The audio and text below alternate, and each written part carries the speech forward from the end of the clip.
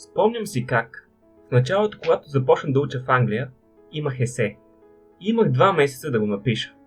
Но в крайна сметка го оставих за последните 3 дни. Познато, нали? Но тези 2 дни бяха пълен кошмар и тогава гледах много интересно видео и научих много готин трик. И днес искам да го споделя с вас. Преди това искам да ви кажа нещо, което се надявам да запомните. Отлагането убива шанса. Сега, за пример ще ви дам ходенето на фитнес. Когато си кажете, днес ще ида на фитнес, и после седнете на компютъра, мозъкът ви започва да работи така. Докато ида, пък и докато тренирам, и после трябва и да се къпя, и накрая не ходите. Това, което ви е нужно, е да не давате на вашият мозък да влиза в този процес на мисли. Това, което наистина ни спира, е умът ни, който калкулира усилията и времето за дадена дейност и ни кара да я отложим.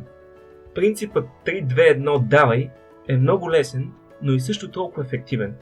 Ето го и него.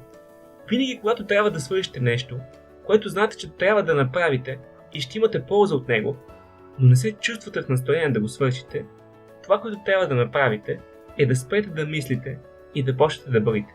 Ето така. 3, 2, 1, давай!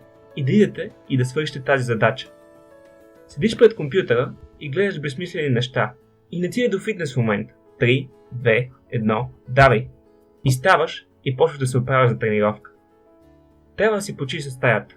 2, 1, давай! И ставаш и си оправяш стаята. Когато правите този трик, не оставяте време на вашия ум да си измисли причина да не правите съответната дейност. И веднъж като почнете, повярвайте ми, ще ви стане много по-лесно да вършите вашите задачи. Но истинската сила на този трик идва, когато той се превърне във ваш навик. Това ще освобождава умът ви и ще направи животът ви много по-лек. Сега, имате 2 задачи. Първо, да се абонирате за този канал, ако все още не сте. И второ, обзалагам се, че имате нещо, което трябва да свършите точно сега. 3, 2, 1, давай!